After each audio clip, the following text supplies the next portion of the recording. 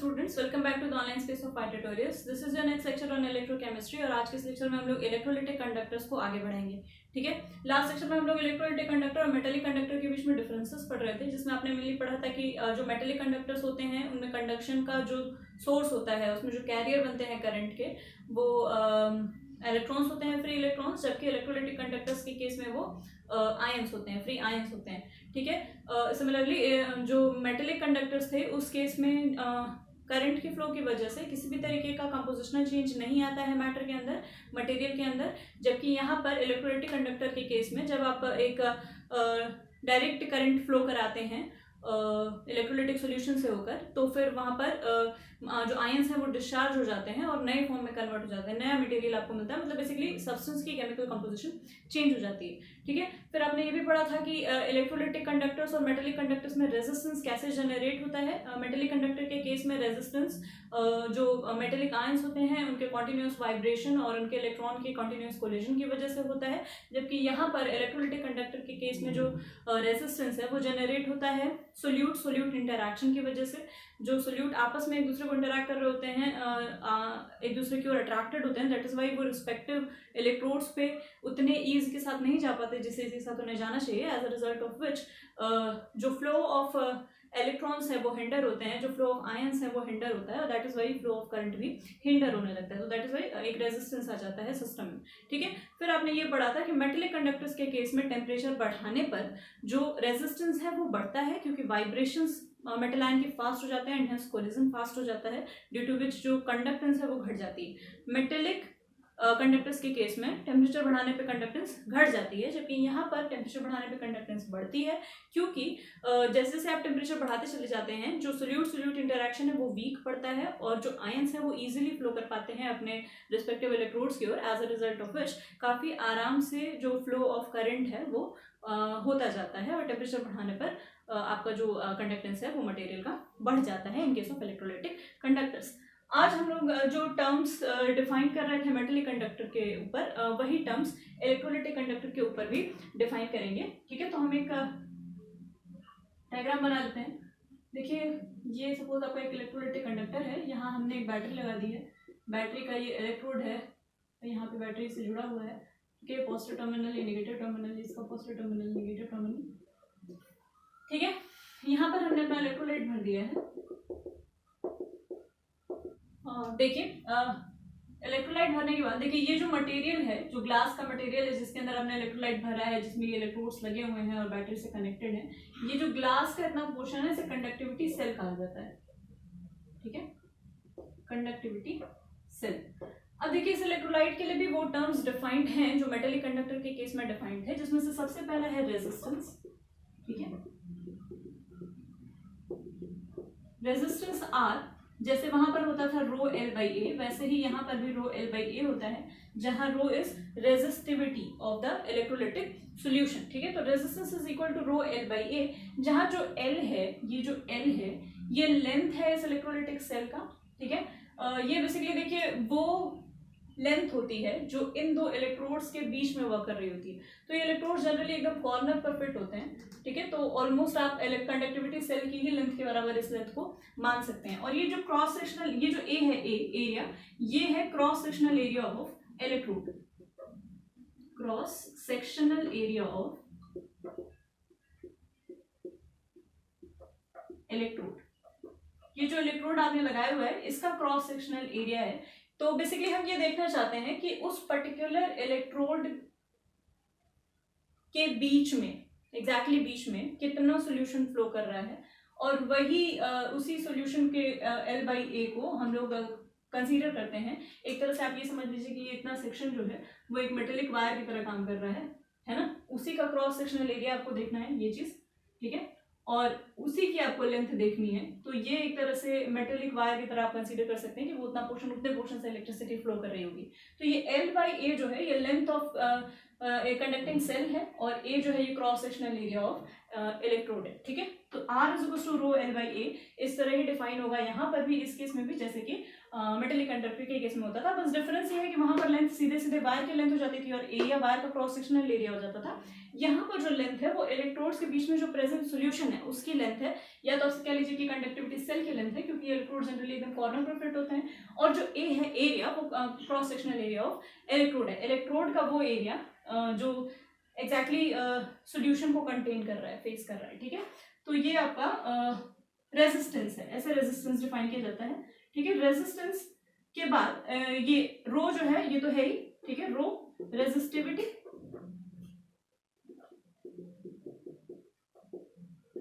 Row is resistivity and its value is R A by L, ठीक है। ये तो यहीं से आप निकालेंगे R into A by L. आप इसे डिफाइन भी कर सकते हैं कि resistivity of an electrolytic solution is equal to its resistance provided the cross sectional area of the electrode is 1 unit and the length of conductivity cell is 1 unit, ठीक है। तो ये रेजिस्टिविटी हो जाएगा। थर्ड टर्म जो आप define करते हैं वो कंडक्टेंस है, एंड कंडक्टेंस जैसे कि मेटेलिक कंडक्टर के केस में होता था, यहाँ पर भी रेसिप्रोकल ऑफ रेजिस्टेंस होता है 1 बाई आर, ठीक है। या फिर आप इसे लिख सकते हैं 1 बाई आर, यानी कि 1 बाई रो एल ऑन ए, जो ए है वो ऊपर चला जाएगा। तो ये दिस इज सिग्मा, ठीक है, मतलब कि ये कंडक्टेंस होगी, ठीक है। और सिमिलरली एक और टर्म चौथा आप डिफाइन करते हैं conductivity, which is reciprocal of resistivity. इसे कप्पा से डिनोट करते हैं, आपने लास्ट क्लास में भी पढ़ा था, ठीक है। ये 1 बाई रो हो जाएगा और this will be equal to 1 by R A upon L, और ये एल ऊपर चला जाएगा, तो this will give you kappa, ठीक है। कप्पा भी आप ऐसे ही डिफाइन कर सकते हैं जैसे आपने रेजिस्टिविटी डिफाइन की थी, that conductivity is equal to, देखिए 1 बाई आर को, इसे थोड़ा और समझ लीजिए, 1 बाई आर को आप ऐसे भी लिख सकते हैं कि कप्पा, देखिए kappa is equal to L by R A, ठीक है। तो आप कप्पा को ऐसे भी लिख सकते हैं that L upon A into 1 by R. 1 by R को आप लिख सकते हैं sigma conductance into L upon A. तो आप डिफाइन ऐसे कर सकते हैं कप्पा को, कंडक्टिविटी को, that conductivity of an electrolytic solution is equal to its conductance provided the electrolytic the conductivity cell has a unit length and the electrode in it have a cross sectional area of 1 unit, ठीक है। तो फिर kappa और sigma यानी कि conductivity और conductance एक दूसरे के बराबर हो जाएंगे। तो ये चार चीजें हम लोगों ने डिफाइन की थी, ठीक है। इसे एक जगह लिख लेते हैं।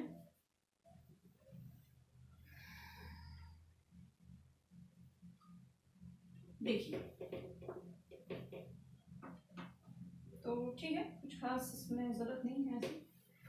एक सेकेंड,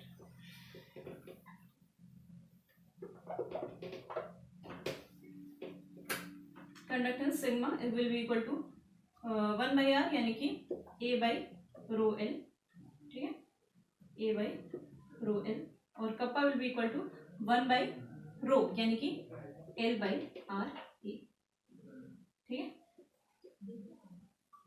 अब देखिए 1 एल बाई आर ए कर सकते हैं आप, या फिर इसको सिग्मा एल बाई ए कर सकते हैं। अब देखिए थोड़ा यूनिट्स कंसीडर कर लीजिए। रेजिस्टेंस का यूनिट आप जानते हैं कि ओम होता है, ठीक है, और ऐसे रिप्रेजेंट करते हैं ओम को, ठीक। तो ये दिमाग में रखिएगा, रेजिस्टेंस का यूनिट ओम होता है। रेजिस्टिविटी जो है इसका यूनिट आप निकाल सकते हैं। देखिए resistivity is equal to R A by L, तो ये हो जाएगा ओम। अगर क्रॉस सेक्शनल एरिया मीटर में लिया गया तो ये metre square by length metre में, और ये कैंसिल हो जाएंगे, तो this will give you ohm metre. तो इसका जो यूनिट हो जाएगा रेजिस्टिविटी का, that will be ohm metre. लेकिन जनरली जो यूनिट है वो ओम सेंटीमीटर की तरह देखने के लिए मिलेगी आपको ज्यादातर जगह पर, ज्यादातर क्वेश्चंस में और ज्यादातर एक्सपेरिमेंट्स में भी। और इसकी वजह सीधे सीधे फिर से वही है कि ये जो कंडक्टिविटी सेल है, अगर आप कोई एक्सपेरिमेंट कर रहे हैं इस कंडक्टिविटी सेल पर, तो ये बहुत बड़ी सेल नहीं होती है, बहुत आप कमर्शियल लेवल पे काम नहीं कर रहे हैं, एक्सपेरिमेंटल लेवल पे काम करते हैं जब हम, तो ये सेल काफी छोटी होती है। और इसकी डायमेंशन, जो इलेक्ट्रोड की डायमेंशन होगी, जो सेल की डायमेंशन होगी, वो मीटर यूनिट की नहीं होगी, छोटी होगी। तो दैट इज वाई ये सेंटीमीटर ज्यादातर आपको देखने के लिए मिलता है, ठीक है। ये जो कंडक्टेंस है विच वॉज 1 बाई आर, ठीक है, कंडक्टेंस जो है वो इनवर्स ऑफ आर होता है, यानी कि 1 बाई आर, और 1 बाई आर का मतलब क्या हो गया, 1 बाई ओम। तो इसकी यूनिट आप ओम इनवर्स कर सकते हैं, ठीक है। ओम इनवर्स को ही कभी कभी MHO मो लिख देता है, मो, ठीक है, MHO ओम इनवर्स का जस्ट अपोजिट, MHO उल्टा मो लिख देता है, या फिर सिमन्स भी कहते हैं। सिमन्स का रिप्रेजेंटेशन S है। तो ये तीनों चीजें दिमाग में रखिएगा, तीनों यूनिट्स दिमाग में रखिएगा। That conductance is reciprocal of resistance, तो 1 बाई ओम या फिर ओम इनवर्स इसकी यूनिट हो जाएगी। इसी को मो भी कहा जाता है, इसी को सिमन्स भी कहा जाता है, ठीक है। अब कंडक्टिविटी जो है कप्पा, जो कि इसका इनवर्स है, यहाँ पर आप निकाल सकते हैं कंडक्टिविटी की यूनिट। ये जो कंडक्टेंस है सिग्मा, इसका यूनिट हो जाएगा सिमल्स, ठीक है, मल्टीप्लाइड बाई इसकी यूनिट लेंथ की आप मीटर ले सकते हैं, बाई ये मीटर स्क्वायर हो जाएगा, तो this will give you siemens metre inverse, ये कैंसिल हो जाएगा। लेकिन फिर यहाँ पर वही बात है कि आपको ज्यादातर जगह पर इसकी यूनिट सिमल सेंटीमीटर इनवर्स देखने के लिए मिलेगी, due to the very same reason कि जो आपकी कंडक्टिविटी सेल होगी उसकी डायमेंशंस छोटी होंगी, मीटर के यूनिट की इतनी बड़ी नहीं होगी, छोटी यूनिट्स होगी, तो दैट्स व्हाई सिमल सेंटीमीटर इनवर्स ज्यादातर क्वेश्चंस में और ज्यादातर लैब वगैरह में भी आपको फेस करने के लिए मिलता है। तो ये इसकी यूनिट्स थी। अब देखिए कंडक्टिविटी पे थोड़ी बात और कर लेते हैं, कंडक्टिविटी पे नहीं एक्चुअली, चलिए थोड़ा सा प्रैक्टिकल अप्रोच बनाइए चीजों पर। कंडक्टिविटी पे हम लोग थोड़ी बात करेंगे लेकिन बाद में, फिलहाल थोड़ा सा प्रैक्टिकल अप्रोच बनाइए। जैसे मान लीजिए आपको रेजिस्टेंस कैलकुलेट करना है, R is equal to rho L by A, ठीक है, ये कैलकुलेट करना है किसी इलेक्ट्रोलाइटिक कंडक्टर के केस में, ठीक है। तो कैलकुलेशन आप करेंगे कैसे, जब हम मेटेलिक वायर का केस लेते हैं, मान लीजिए कोई मेटेलिक वायर है और उसका रेजिस्टेंस आपको निकालना है, तो एक टेक्निक होती है व्हीटस्टोन ब्रिज, जो आपने फिजिक्स में जरूर पढ़ा हुआ होगा। 4 तरह के रेजिस्टेंस लगा दिए जाते हैं इस तरह से, कुछ ऐसे, यहाँ पर एक डिटेक्टर होता है, ठीक है, और यहाँ पर एक बैटरी लगा दी जाती है, ठीक है, ये R1, R2, R3, R4, इसमें से 3 रेजिस्टेंस नोन होने चाहिए, तो आप चौथा रेजिस्टेंस निकाल सकते हैं, प्रोवाइडेड कि ये डिटेक्टर 0 करंट ऑब्जर्व कर रहा हो। हाँ, अगर हमें इस तरह से लगा देने होते हैं ये चारों रेजिस्टेंस, ठीक है, कि इस डिटेक्टर में किसी भी तरीके का करंट फ्लो ना हो, अगर ऐसा होगा कि यहाँ पर किसी भी तरीके की करंट फ्लो नहीं हो रही है, तो उस सिचुएशन में R1 by R2 becomes equal to R3 by R4, ये आपने पढ़ा होगा फिजिक्स में, Wheatstone bridge, R1 by R2 is equal to R3 by R4। अब मान लीजिए R2, R3 और R4 नोन है, तो आप R1 आराम से निकाल सकते हैं R3, R2 बाई R4 करके। तो मेटेलिक वायर के केस में तो ये काफी आसान हो जाता है, हम 4 मेटल वायर ले लेंगे जिसमें से 3 मेटल्स का रेजिस्टेंस हमें ऑलरेडी नो पता हो और एक मेटल वायर का रेजिस्टेंस हमें निकालना हो, तो हम उसको 3 मेटल के साथ कनेक्ट करके एक व्हीटस्टोन ब्रिज बना लेंगे और इसकी हेल्प से उस पर्टिकुलर मेटेलिक वायर का रेजिस्टेंस निकाल लेंगे।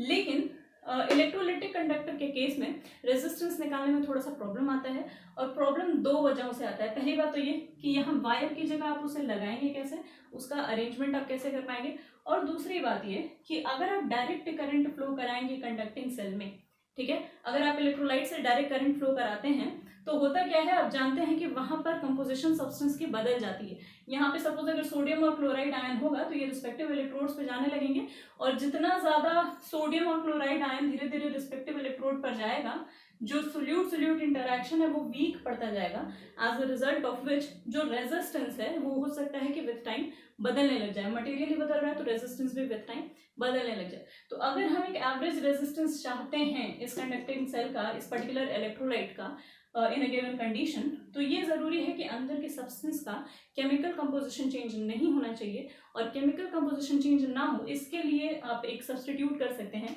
कि यहाँ डायरेक्ट करंट का फ्लो ना कराकर अल्टरनेटिंग करंट का फ्लो कराएं।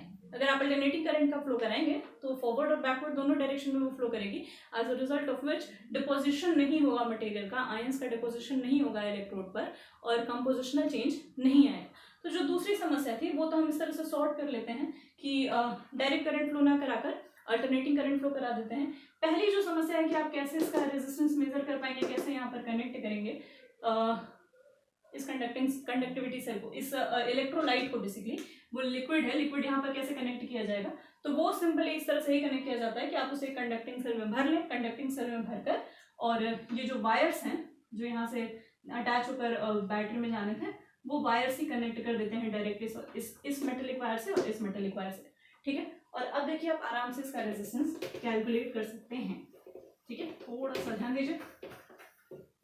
तो अब आप क्या करेंगे, ये आपने कंडक्टिविटी सेल बना दी, ठीक है, ऐसे, यहाँ एक रेजिस्टेंस लगाया, यहाँ एक रेजिस्टेंस लगाया, और ऑफ कोर्स यहाँ एक रेजिस्टेंस लगाया, यहाँ पर आपका डिटेक्टर होगा, ठीक है, और यहाँ से आपने एक बैटरी लगा दी, ठीक है, ये व्हीटस्टोन ब्रिज आपने कंस्टिट्यूट कर लिया, यहाँ पे इलेक्ट्रोलाइट भर दिया है, ये एकदम कॉर्नर पे होंगे, ठीक है, यहाँ पे इलेक्ट्रोलाइट भर दिया है, ठीक है। तो ये आपकी कंडक्टिविटी सेल हो गई R, जिसका रेजिस्टेंस R है, और यही हम कैलकुलेट करना चाहते हैं। यहाँ पर हमने एक वेरिएबल रेजिस्टेंस लगा दिया है, सपोज R1, वेरिएबल रेजिस्टेंस, ये R2 है, ये R3, ठीक है।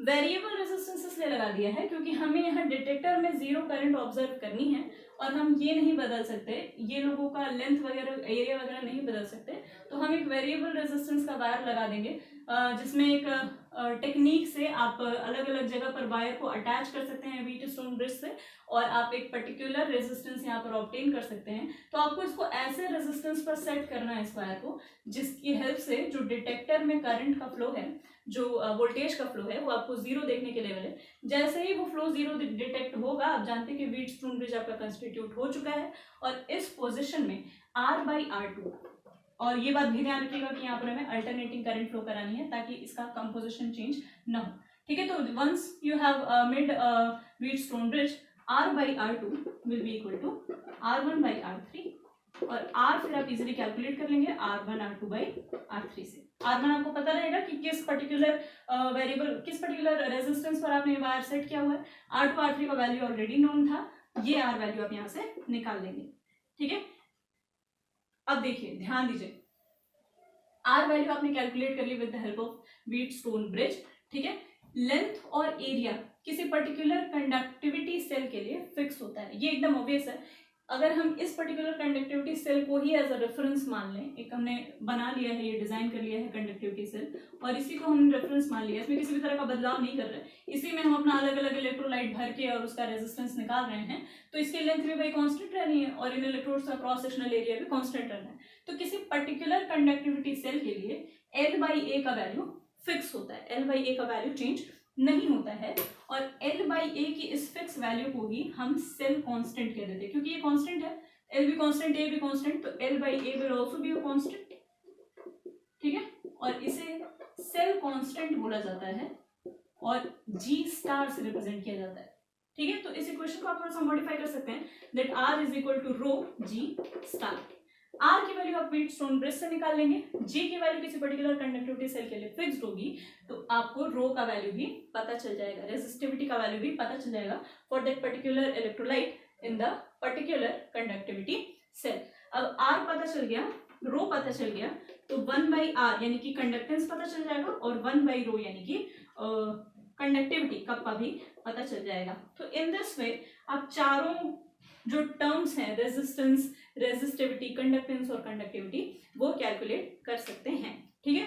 फिर से एक बार ध्यान दीजिए, कंडक्टिविटी सेल के लिए रेजिस्टेंस अगर आपको निकालना है तो एक चीज आपको ध्यान रखना होगा कि मान लीजिए आप अलग अलग इलेक्ट्रोलाइट का रेजिस्टेंस निकालना चाहते हैं, तो ये जरूरी है कि आप कोई पर्टिकुलर कंडक्टिविटी सेल ही ले लें जिसका डायमेंशन सारा कुछ फिक्स हो। अगर डायमेंशन फिक्स होगा तो अनसर्टेनिटी के चांसेस कम होंगे, आपको ये मेजर नहीं करना पड़ेगा लेंथ या फिर क्रॉस सेक्शनल एरिया, और किसी भी तरीके का कम से कम एक्सपेरिमेंटल जो गड़बड़ी होती है, एरर होती है, वो नहीं आएगी L/A आपका अगर फिक्स रहेगा तो, ठीक है। तो आप एक पर्टिकुलर कंडक्टिविटी सेल ले लीजिए और आप इसी सेल में अपना अलग अलग इलेक्ट्रोलाइट भर के R और रो का वैल्यू और बाकी सारे पैरामीटर्स का वैल्यू कैलकुलेट कर सकते हैं। कैसे करेंगे, ठीक है। उस कंडक्टिविटी सेल में आप अपना इलेक्ट्रोलाइट भर दीजिए जिसका लिए आपको रेजिस्टेंस का वैल्यू निकालना है। उस इलेक्ट्रोलाइट एक वेरिएबल रेजिस्टेंस और दो नोन रेजिस्टेंस की हेल्प से आप एक व्हीटस्टोन ब्रिज कंस्टिट्यूट कर लीजिए और व्हीटस्टोन ब्रिज में जैसे ही ये डिफ्लेक्शन जीरो हो जाए उस पर्टिकुलर वेरिएबल रेजिस्टेंस को लेकर इक्वेशन लगाइए व्हीटस्टोन ब्रिज की, that will be R/R2 equals to R1/R3, जिससे कि आपको resistance of that particular electrolyte पता चल जाएगा। रेजिस्टेंस की वैल्यू आपको पता चल जाएगी, L और A यानी कि सेल कांस्टेंट आपको ऑलरेडी पता था, तो आपको रो पता चल जाएगा। And once you know the value of R and value of rho, you can calculate the inverse of R which is conductance and inverse of rho which is conductivity for that particular electrolytic solution. तो in this way आप सारे parameters calculate कर सकते हैं किसी भी electrolytic conductor से, ठीक है। बहुत ही आसान है, कुछ ऐसा रखा नहीं है। अब देखिए, ये सारी चीजें आपको समझ में आ गई होगी, एकदम ज्यादा दिमाग मत लगाइएगा, सिंपल सी मैथमेटिक्स है, बस उस पर ही चलते रहिएगा, ठीक है। सिग्निफिकेंस समझना है बस, प्रैक्टिकली कैसे पॉसिबल है रेजिस्टेंस निकालना, लेंथ क्या होगी इलेक्ट्रोलाइट के केस में, लिक्विड के केस में, तो बस वो सिग्निफिकेंस समझना है, बाकी कुछ ऐसा खास इसमें है नहीं, ठीक है। अब देखिए, ये जो कप्पा होता है इज इक्वल्स टू 1/रो, ठीक है, और 1/रो यानी कि RA/L यानी कि कप्पा इज इक्वल्स टू, या फिर ऐसे कह लीजिए कि kappa is equals to sigma L/A, ठीक है।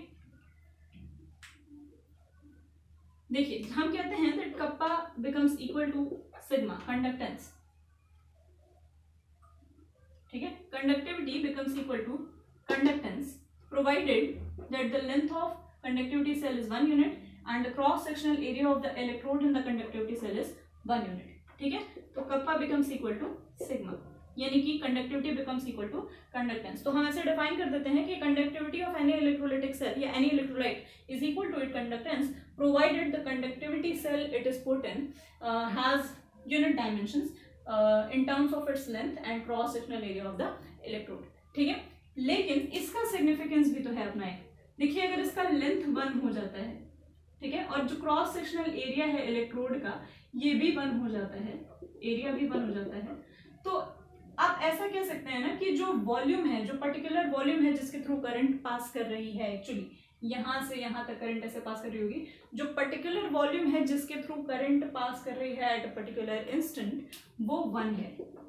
अगर एरिया भी 1 यूनिट है, लेंथ भी 1 यूनिट है, तो वॉल्यूम भी तो 1 यूनिट होगा, एरिया इनटू लेंथ, ठीक है। तो आप ऐसा कह सकते हैं कि यूनिट वॉल्यूम की जो भी कंडक्टेंस होगी वही कंडक्टिविटी हो जाएगी किसी भी पर्टिकुलर इलेक्ट्रोलाइटिक सॉल्यूशन के लिए। क्या कह सकते हैं, the conductance of unit volume of electrolyte is equal to its conductivity. Its conductivity कहने का सेंस ये है कि अगर मान लीजिए आपको क्वेश्चन में बोल दिया कि किसी पर्टिकुलर इलेक्ट्रोलाइट के लिए किसी पर्टिकुलर इलेक्ट्रोलाइट की यूनिट वॉल्यूम के लिए जो कंडक्टेंस था, सपोज वो 5 यूनिट था, ठीक है, तो उसका कंडक्टिविटी क्या होगा, तो उसका कंडक्टिविटी भी 5 यूनिट ही होगा, ठीक। अगर ये कह दिया कि किसी पर्टिकुलर इलेक्ट्रोलाइट की यूनिट वॉल्यूम के लिए कंडक्टेंस 5 यूनिट है, तो उसके 10 यूनिट वॉल्यूम के लिए कंडक्टेंस क्या हो जाएगा, तो वो 10 टाइम्स हो जाएगा इसका।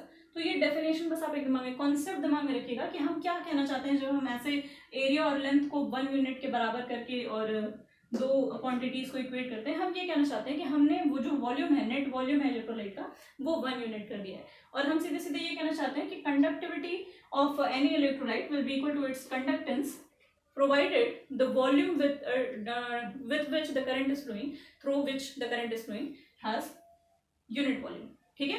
तो ये एक कॉन्सेप्ट दिमाग में रख लीजिएगा। लेकिन अब यहाँ पर भी थोड़ा सा ट्विस्ट है। ट्विस्ट ये है कि अगर मान लीजिए अपने यूनिट वॉल्यूम में हमने भाई इतना ये यूनिट वॉल्यूम का ही सेल डिजाइन कर लिया, मान लीजिए इसका लेंथ 1 है और इसका क्रॉस सेक्शनल एरिया भी 1 है, तो ये जो सेल है हमारा वो यूनिट वॉल्यूम का होगा। अब एक बार हमने इसमें NaCl डाला और एक बार हमने इसमें CaCl2 डाला, ठीक है, एक बार मैंने इसमें NaCl डाला, एक बार आपने इसमें CaCl2 डाल दिया, ठीक है। तो ये तो पॉसिबल है ना कि मैंने 1 मोल डाला हो, आपने 2 मोल डाल दिया हो CaCl2 किसी पर्टिकुलर अमाउंट ऑफ सॉल्वेंट में, मतलब कि कंसंट्रेशन तो बदल सकती हैं, और कंसंट्रेशन अगर बदलेगी तो कंडक्टिविटी भी बदल जाएगी, एकदम ऑब्वियस है। अगर कम आयंस रहेंगे तो उनकी ट्रैवल रेट, जिस स्पीड से वो ट्रैवल करेंगे, रेजिस्टेंस वगैरह सारी चीज़ें अफेक्ट होंगी। थोड़ा सा बस ऊपर से कॉन्सेप्ट लीजिएगा, कैसे चेंज होंगी उन सबसे आपको मतलब नहीं है, लेकिन ये आप एक कॉमन सेंस लगा सकते हैं कि अगर आयंस कम होंगे, कंसंट्रेशन कम होगी, तो जो आयंस की मूव करने की रेट है, जो उनका आपसी इंटरेक्शन है जिसकी वजह से रेजिस्टेंस जनरेट होता है, ये सारी चीज़ें अफेक्ट होंगी। अगर आयंस का अमाउंट ज़्यादा होगा, नंबर में वो ज़्यादा होंगे, उन पर चार्ज डिफरेंट होगा, तो फिर उस केस में जो रेजिस्टेंस है, जो ट्रैवल रेट है आयंस की, वो सब कुछ अलग हो जाएगी, as a result of which जो रेजिस्टेंस है, रेजिस्टिविटी है, कंडक्टेंस है, कंडक्टिविटी है, सारी वैल्यूज चेंज होने लगेंगी, ठीक। तो इस चीज़ को फिक्स करने के लिए हम कप्पा को थोड़ा सा और मॉडिफाई कर देते हैं और एक नई क्वांटिटी डिफाइन करते हैं, which is known as molar conductance, molar conductivity. Molar conductivity is represented by lambda m. This is lambda m, ठीक है, and is equal to kappa by c, ठीक है, मतलब conductivity of unit concentration of a given electrolyte, ठीक है। मतलब कि अगर आप concentration भी फिक्स कर देते हैं, ठीक है, तो फिर किसी भी तरीके के चेंजेस नहीं आएंगे। फिर आप कह सकते हैं कि हाँ, जो पर्टिकुलर, मतलब ये एक नई क्वांटिटी बेसिकली डिफाइन हो जाएगी जहां पर आपको जो कंसंट्रेशन वाला टर्म था, जो कंसंट्रेशन की वजह से डिफरेंसेस आ रहे थे इलेक्ट्रोलाइटिक कंडक्शन में, वो टर्म एलिमिनेट हो जाएगा। तो यहाँ पर मोलर कंडक्टिविटी एक टर्म डिफाइन किया जाता है which is conductivity of unit concentration of a particular electrolytic solution. ठीक है, तो ये दिमाग में रख लीजिएगा। बस ये कुछ टर्म्स हैं जो आपको ध्यान में रखने हैं। कंडक्टेंस के बारे में आपको ज्यादा कुछ नहीं जानना, बस बेसिक फंडामेंटल डिफरेंस जानना है कि दोनों मेटेलिक कंडक्टर में और इलेक्ट्रोलाइटिक कंडक्टर में क्या डिफरेंस होता है, और ये जो टर्म्स रेजिस्टेंस, रेजिस्टिविटी और कंडक्टेंस, कंडक्टिविटी डिफाइन किए जाते हैं, इनका क्या फिजिकल सिग्निफिकेंस है in case of electrolytic conductors and in case of metallic conductors. कैसे आप कैलकुलेट कर सकते हैं वो आपने सीख ही लिया है। व्हीटस्टोन ब्रिज की हेल्प से आप रेजिस्टेंस कैलकुलेट करेंगे, L/A फिक्स होगा, उसकी हेल्प से आप फिर रो कैलकुलेट कर लेंगे, और उन रो और रेजिस्टेंस की हेल्प से आप फिर कंडक्टेंस और कंडक्टिविटी कैलकुलेट कर लेंगे। ठीक है, कंडक्टिविटी का भी फिजिकल सिग्निफिकेंस आपने समझा है कि यूनिट वॉल्यूम की जो कंडक्टिविटी, जो कंडक्टेंस होगी वही कंडक्टिविटी हो जाएगी। और इसे थोड़ा सा और डिपेंडेंसीज की कम करने के लिए, कंसंट्रेशन डिपेंडेंसीज की कम करने के लिए हम एक और नया टर्म डिफाइन करते हैं, molar conductivity, which is equal to conductivity per unit concentration of an electrolyte. ठीक है, आगे कुछ चीजें और पढ़ेंगे हम लोग अगले लेक्चर में कि कैसे आप किसी स्ट्रॉन्ग इलेक्ट्रोलाइट या वीक इलेक्ट्रोलाइट का कंडक्टिविटी और मोलर कंडक्टिविटी मेजर करते हैं, और उसमें किस तरह से क्या वेरिएशंस आते हैं कंसंट्रेशन के साथ। ठीक है, आज के लिए इतना ही। Thank you.